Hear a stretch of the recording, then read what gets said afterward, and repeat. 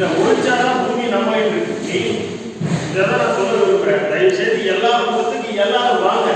குடும்பத்துல ஒரு பிரச்சனையை